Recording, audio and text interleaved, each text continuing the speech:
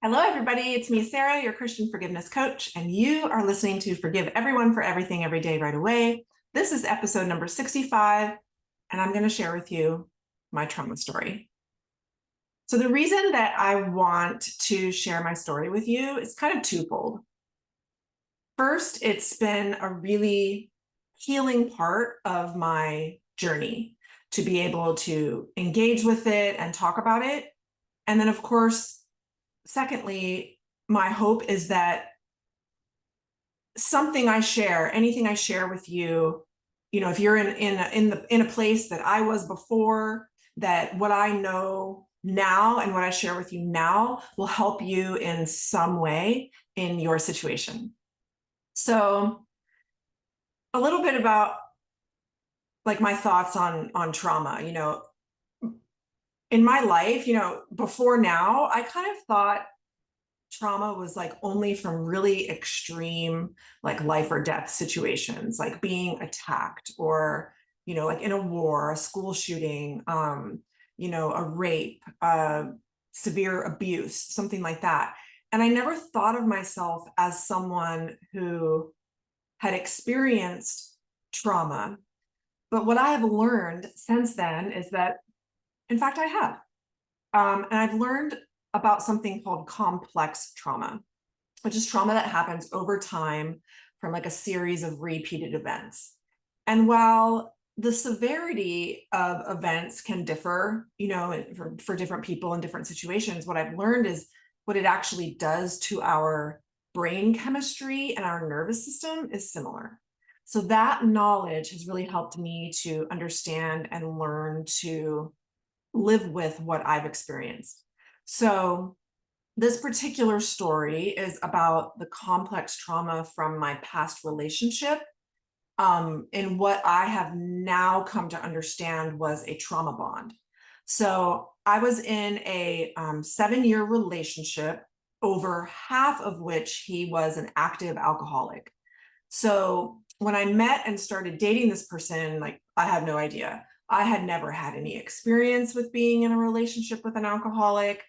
And he like hid and lied about his drinking to me, especially in the beginning. So really, I was quite naive. I was in a vulnerable place at the time. I really had no idea what I was getting myself into. I hadn't dated in over 15 years. I did not know the signs or recognize the red flags at the time. And I certainly didn't know what trauma bonding was. So it was such a confusing time for me because I thought I really loved this person and that they loved me. But yet, when they drank, they did some really awful things. Like there were a lot of betrayals. But then when they were sober, or at least partially sober, it was like a different person. So for me, it was like being in a relationship with several different people or personalities in one. So there was like the version that was super lucid and reasonable, very smart, very intellectual, with dreams and a vision for a future, especially a future with me. And then like there was this version, where he would start thinking about that first drink of the evening, right? And that version would come out. And when that came out, nothing took priority over that. So that took priority over me and everything else. So I went from like feeling super important, planning a future together, feeling wanted and loved, to then feeling like I didn't matter at all.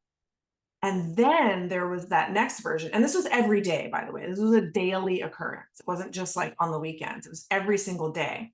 So then I was, after that period of, making sure he was doing everything that he could to get to that first drink, then he would have those first couple drinks. And then it was like super fun and like exciting and passionate. And then, I felt wanted and loved again. And then after about, 8 to 10 drinks, it was like someone I didn't even recognize, someone who made choices that caused me so much pain. And he would say and do things that just made no sense to my brain. And the worst part about that particular version was when he wouldn't even remember some of the things the next day, but I did. I remembered everything. And I would feel, again, like I didn't matter, and I'd start to like question my own reality. And then there'd be like that angry, irritable version coming down from the alcohol, where it was like walking on eggshells and you weren't even sure how to act or what to do. So I found myself like living for that next version of him when I would feel loved and wanted again. So that was like the cycle that I now understand that makes up the trauma bond. And what I know now that I didn't know then is how dysregulating and disrupting that is to the nervous system to live like that. It literally changes your brain chemistry. Trauma bonding it's like an addiction. It's like, oh, feel good, get stressed out, feel good, get stressed out. It's like dopamine, cortisol, dopamine, cortisol. And I did not know what was up or what was down. I felt like I was going crazy. I didn't know what was real, what wasn't, and I had no idea how to handle it.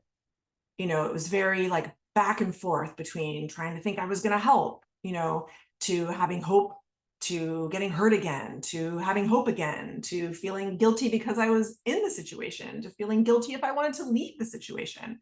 So there was so much like cognitive dissonance going on. And, that went on for years. And then once he got sober, which he actually did, he got sober. And for the last 2.5 years of the 7-year relationship, but what happened was my body, like my nervous system, was still experiencing that trauma on a daily basis, and I didn't understand it. I didn't understand why that was happening. So here's, what I didn't know then, again, that I do know now. While I wasn't thinking about the past, I wasn't like living in the past. I had genuinely forgiven the past and the things that had happened. My nervous system was still like totally dysregulated, from the trauma of the experience. So I had like so many triggers every single day, all day long, like triggers, like he was a trigger. Sometimes just the way he would look at me would be a trigger. Something he would say would be a trigger. A particular shirt or hat he wore would be a trigger. A photo would pop up from my Facebook history, and that would be a trigger. A certain location would be a trigger. A certain food would be a trigger. Any mention or sight of alcohol or other people that drank alcohol was a trigger. And then I would have some like other like strange triggers, like worship music became a trigger, Bible study became a trigger, which was especially confusing and like made no sense to me at the time. And I definitely started to think like there was something very wrong with me. Like, because in your body, even though it's in the present and those things aren't happening, when you're being triggered, it feels like it did back then. But because I wasn't thinking about the past, I thought like there must be something in the present that was causing me to feel the way I was feeling. And for me, I would literally like either want to run away or I would just freeze. Everybody's got, those fight or flight responses. There's fight, flight, freeze, and fawn. Mine were either get away or just completely shut down. And like, I don't know what to do. I don't know what to say because, there was just like so much going on in my nervous system. And all he did was just like say a word or wear a particular hat. There was nothing about those things in the present that made sense to me to be upset about. And so it was very confusing. And I became extremely like depressed, despondent, and super confused because things at this point, like they seemed pretty good. He was sober and was doing really well with that. And so I wondered like, why was I so messed up? I couldn't understand logically why I felt the way that I did.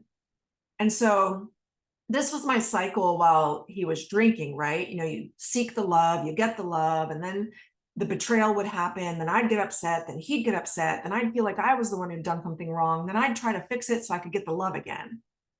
So even when he was sober and not technically doing anything wrong, that cycle kind of continued. It was like I would get triggered, I'd get upset, I'd blame him, he'd get upset, then I'd feel like I'd done something wrong, then I'd try to fix it, and on this cycle would go until finally, and now thankfully, he actually left the relationship. So that was what I personally needed to see and understand, to break that cycle that was happening within myself.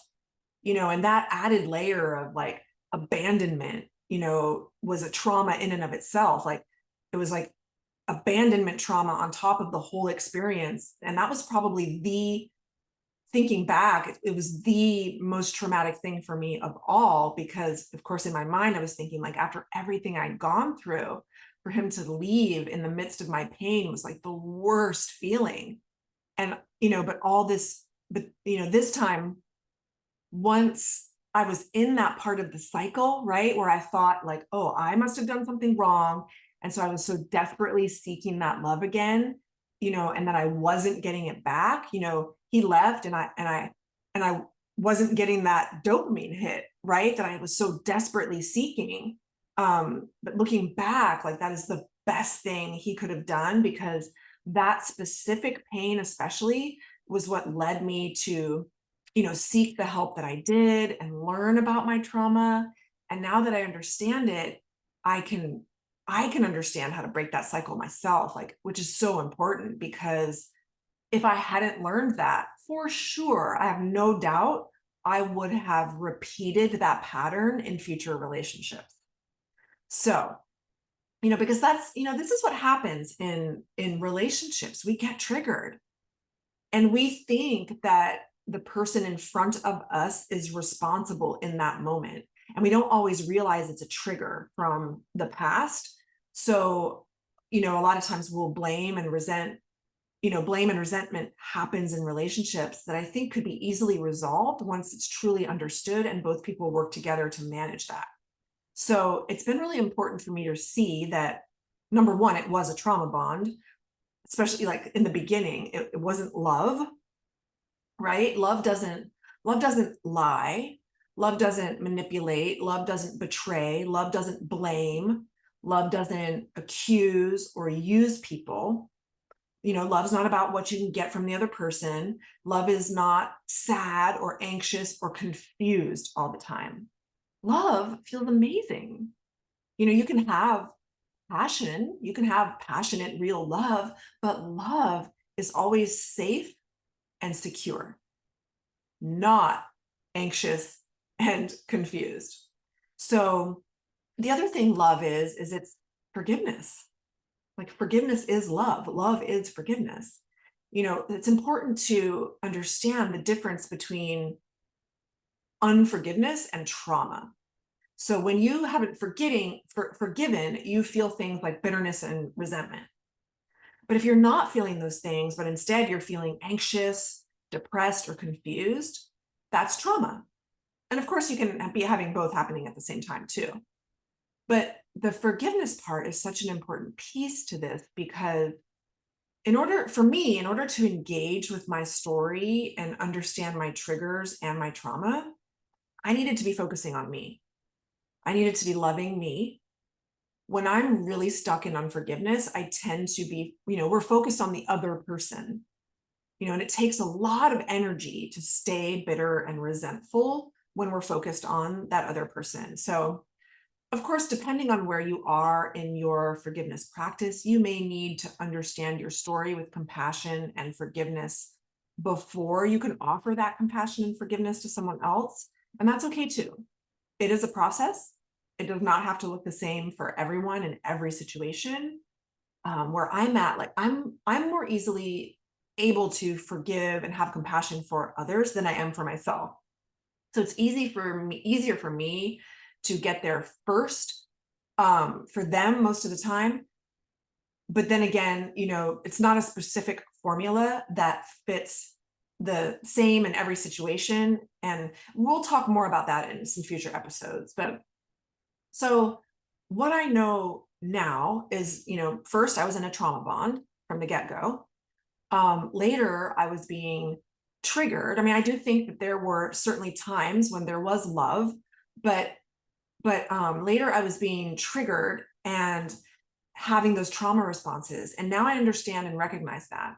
So I know better how to handle them.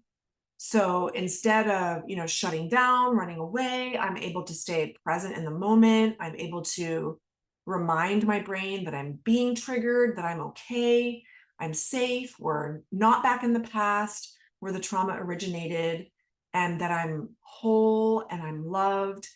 And I'm no longer confused as to why I'm feeling the way I do when I'm triggered, which has been so tremendously helpful.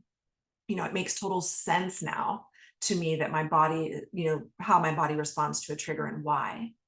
And there are, like, so many other ways I've learned to heal too. I have, like I said, I have some of the strangest triggers now that I'm working through, like the ones about being triggered by worship music and Bible study, from those past experiences. And, those aren't things I want to avoid. So I'm working through that by, just again, allowing those emotions when they come up, and, just loving myself through that, reminding myself, that I'm in the present moment.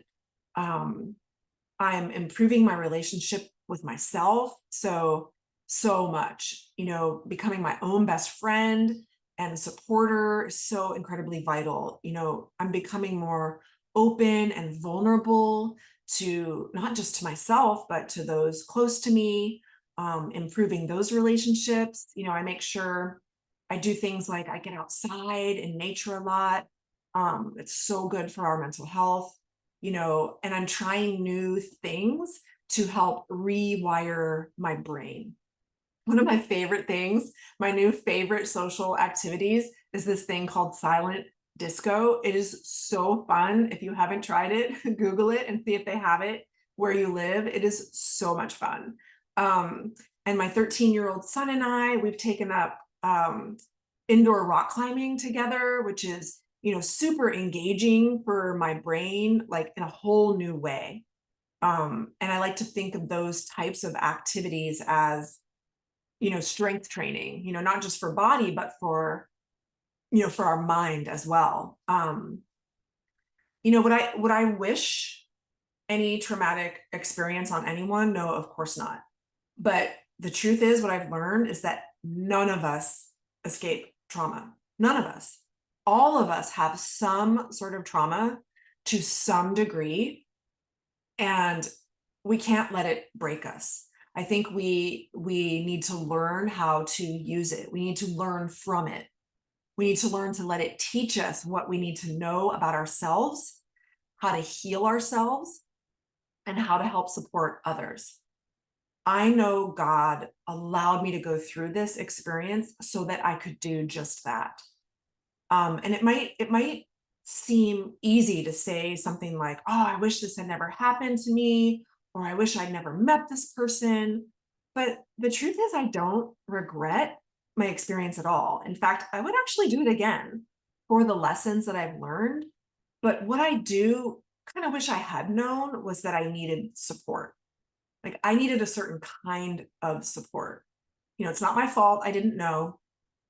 Because of this experience, I know now so much more about myself. I know more about my childhood trauma. I know more about why I felt so abandoned. And I know more, about those unhealthy patterns that our brains can get into, and I think that's so important because now I can be aware of that going forward so that I don't repeat those same choices.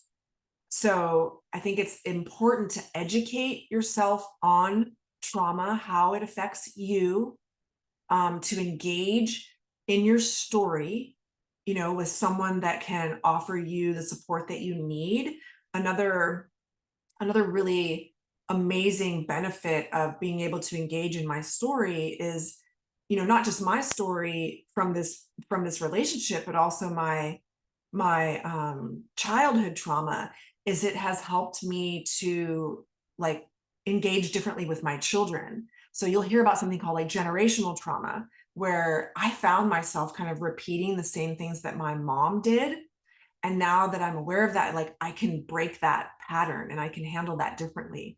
That has been such an amazing gift. Um, something that I learned about trauma, I heard this said once and it really resonated. Someone said, trauma happens in the absence of an empathetic witness. And so that's why sometimes like two people can have the same experience and one's traumatized by it and the other is not. Because I think it depends on the support that we receive during and after the trauma. So that's kind of my message, that I want you to think about what kind of support you're getting, what kind of support you may need. So now, like, I use all of my triggers as an opportunity to learn and to grow, to connect with myself, my history, and of course, Jesus. And I'm super grateful for it. And so I really appreciate you. Like, if you're listening to this or watching this, I thank you for hearing my story. And I hope that what I have shared with you today helps in some way. All right, I'll talk to you next time. Bye.